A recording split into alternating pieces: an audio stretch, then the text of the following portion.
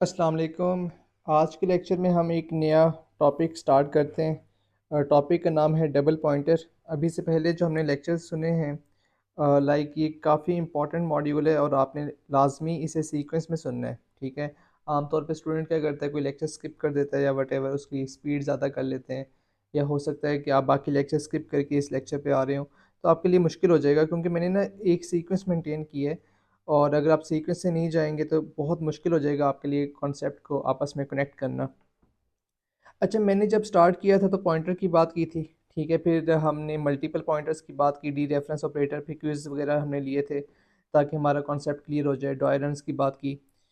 अच्छा, इसके अलावा हमने एक टॉपिक पढ़ा था कि हम एक एरे जो है वो भी एक पॉइंटर होता है, और हम एक एरे को हीप के ऊपर लाइक डायनेमिकली मेमोरी एलोकेट कर सकते हैं। स्टैटिक मेमोरी एलोकेशन में और डायनेमिक मेमोरी एलोकेशन में क्या डिफरेंस होता है, कांस्टेंट पॉइंटर क्या होता है, और अगर हम एक कांस्टेंट मेमोरी को पॉइंट करने की कोशिश करें तो उसका क्या बिहेवियर होता है। ठीक है। अब जो टॉपिक है ना, अब थोड़ा सा डिफ़िकल्ट है। यहाँ से हम डिफ़िकल्टी लेवल को इन्हेंस करेंगे क्योंकि यहाँ से चीज़ें ना थोड़ी सी कंफ्यूजिंग हो जाती हैं, क्योंकि अब हम डबल पॉइंटर की बात कर रहे हैं। ठीक है।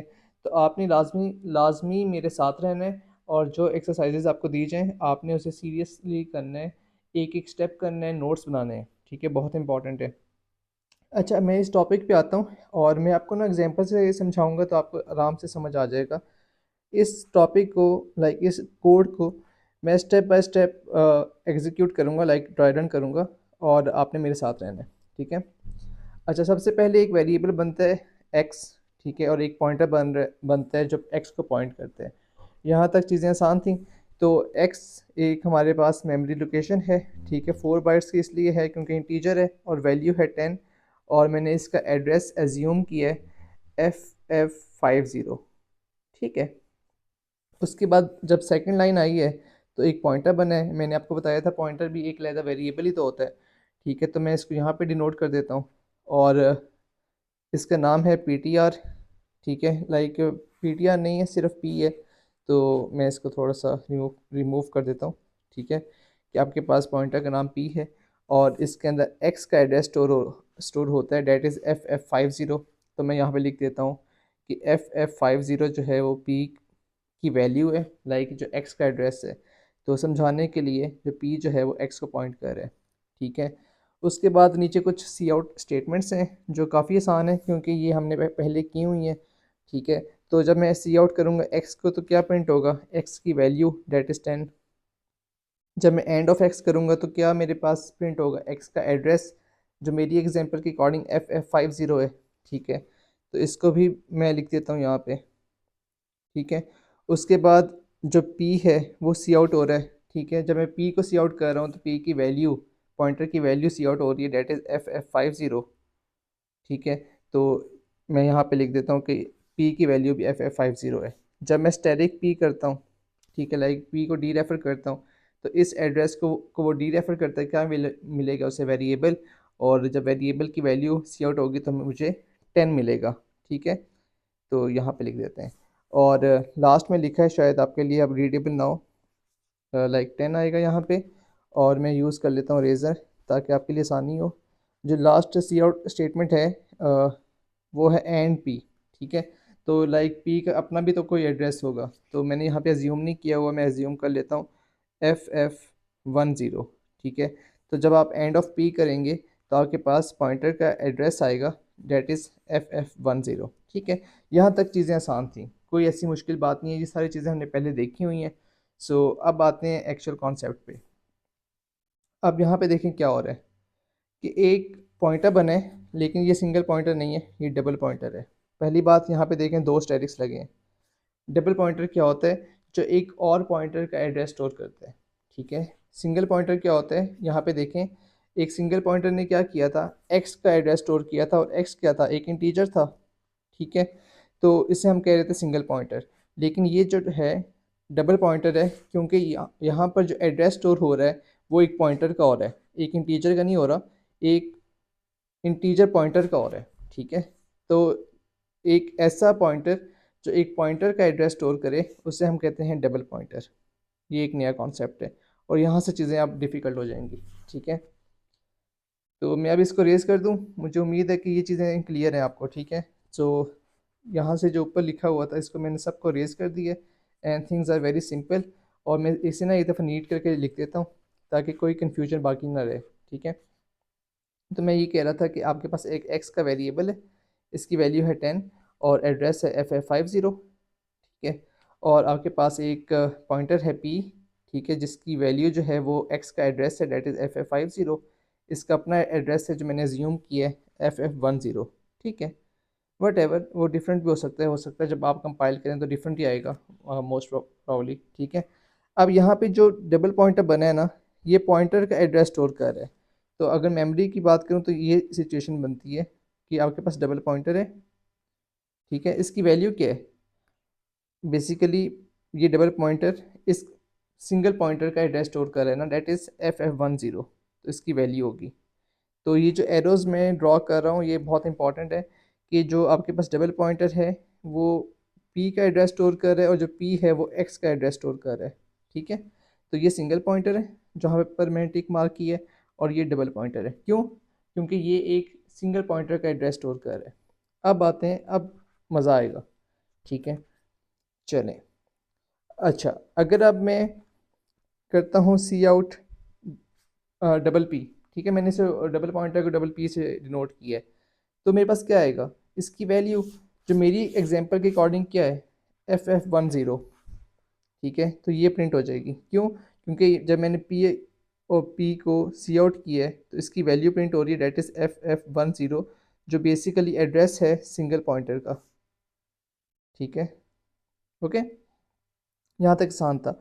और अगर मैं यहाँ पे कहता हूँ कि end of double P, like जो आपके पास डबल पॉइंटर बना है वो खुद भी तो एक वेरिएबल है, उसका एड्रेस क्या होगा, ठीक है।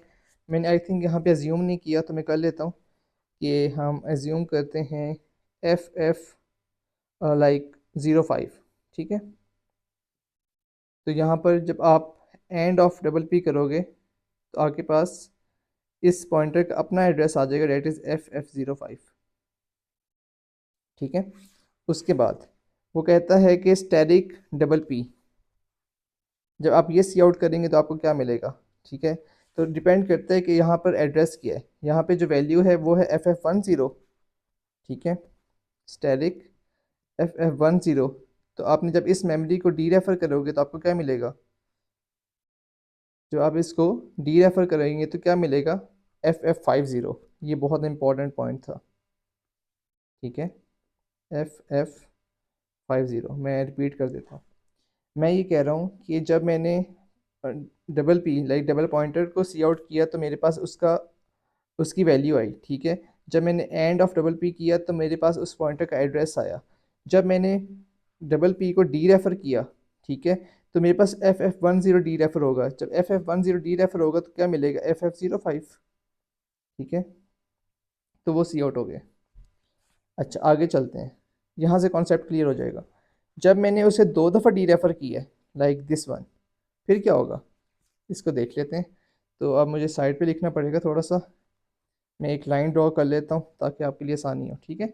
अब मैं बात कर रहा हूँ डबल स्टेरिक पी पी, ठीक है। तो पी में क्या था डबल पॉइंटर में, FF10, ठीक है। जब मैंने इसके ऊपर एक दफ़ा डी रेफरेंस ऑपरेटर लगाया तो क्या बना, FF50, ठीक है। जब FF50 को मैंने एक दफ़ा दोबारा डी रेफ़र किया तो मुझे क्या मिला, एक्स मिला, ठीक है। और एक्स की वैल्यू क्या है, 10, ठीक है। तो यहाँ पर अगर मैं आपको समझाने के लिए, यहाँ पे मिलेगा मुझे 10। तो जब बेसिकली सी आउट एक्स हो रहा है, डेट इज़ 10। तो ये जो आपके पास सी आउट स्टेटमेंट है, अच्छा ये कोड फाइल आपको गिवन होगी तो टेंशन वाली बात नहीं है। आप एक दफ़ा जब खुद चला कर देखेंगे ना तो चीज़ें क्लियर हो जाती हैं, ठीक है। सो यहाँ पर आपको 10 मिलेगा, ये इंपॉर्टेंट पॉइंट था, ठीक है। और आप जब 2 दफ़ा डी रेफ़र करके एंड लगाओगे फिर क्या होगा, इसको मैं इस तरह समझाता हूँ। अच्छा, मैं इसको रेज़ कर दूँ। अगर आपको ये लेक्चर नहीं समझ में आता ना तो आपने एक काम करना है, लेक्चर को रीकैप करना है, ठीक है। The reason is step by step चीज़ें समझ में आती हैं, एकदम से एब्जॉर्ब नहीं होता, ठीक है। जब मैं भी स्टूडेंट था, जब मैंने फ़र्स्ट टाइम इसको समझा था तो एकदम से समझ नहीं आता, थोड़ा सा टाइम लगता है, ठीक है। तो डोंट वरी अगर आपको फ़र्स्ट टाइम समझ नहीं आ रहा। तो वो कह रहे हैं and double asterisk P and P, ठीक है। तो पी के अंदर क्या है, लाइक डबल पॉइंटर की वैल्यू क्या है, FF10। तो मैं यहाँ पे लिख देता हूँ FF10। अच्छा, ऑनलाइन टीचिंग का ये बहुत बड़ा बेनिफिट है कि आप लेक्चर को रिवाइंड कर सकते हैं। ठीक है, तो नहीं समझ में आ रहा आप दोबारा सुन लें, कोई इशू नहीं है। अच्छा, ये जब आपको मिला तो आपने एक दफ़ा डी रेफ़र किया। जब इसको एक दफ़ा डी रेफ़र करेंगे तो आपको क्या मिलेगा, जब आप FF10 को यहाँ पे देखें, FF10 को एक दफ़ा डी रेफ़र करेंगे तो आपको FF50 मिलेगा। ठीक है, तो मैं यहाँ पे लिख देता हूँ कि आपने जब फर्स्ट टाइम डी रेफ़र किया है तो FF50 मिले। ठीक है, और उसके ऊपर जब आपने second time D reference operator लगाया है, ठीक है, तो FF50 को वो डी रेफ़र करेगा। ठीक है, जब इसको डी रेफ़र करेगा तो क्या मिलेगा, चेक कर लेते हैं कि आप जब FF50 को डी रेफ़र करोगे तो आपके क्या मिलेगा, एक्स मिलेगा। ये चीज़ हम पहले देख चुके हैं। ठीक है, उम्मीद है ये चीज़ क्लियर होगी कि जब मैंने इसको डी रेफ़र किया तो बेसिकली जो एक्स का एड्रेस था वो था ना FF50। जब डी रेफ़र करूँगा तो मुझे एक्स मिलेगा। ठीक है, वेरिएबल एक्स। ठीक है, तो मैं यहाँ पे लिख भी देता हूँ कि आपको यहाँ पर इस पर्टिकुलर मोमेंट पर जब आपने डी रेफ़र किया FF50 को, ठीक है, हमारी एग्जांपल के अकॉर्डिंग, तो आपको एक्स मिला। जब आपने एक्स के ऊपर एंड लगाया तो आपको एक्स का एड्रेस मिलेगा, और एक्स का एड्रेस क्या है जाके देख लेते हैं, FF50। ठीक है, तो आपके पास जो एक्स का एड्रेस है वो है FF50। तो ये सी आउट हो जाएगा। अच्छा, अब आपने करना क्या है, थोड़ा सा मैंने आपको शुरू में बता दिया था कि अब चीज़ें ना कॉम्प्लिकेटेड हो रही हैं। अभी आपको पता है मैंने 2 स्टैटिक लगाए हैं। ठीक है, तो जिसको मैंने डबल पॉइंटर बोला है। अभी अगले लेक्चर में 3 स्टैटिक आएंगे तो चीज़ें और मुश्किल हो जाएंगी। उसके बाद इसके ड्रायरन्स आएंगे जिसमें 4 स्टैटिक होंगे मोस्ट प्रॉब्ली ना, तो चीज़ें और मुश्किल हो जाएंगी। तो इसलिए आपने इस लेक्चर के ऊपर थोड़ा सा टाइम स्पेंड करना है। ठीक है, चीज़ें आसान नहीं हैं, यहाँ से मुश्किल हो रही हैं, तो आपने लाजमी मेरे साथ रहना है।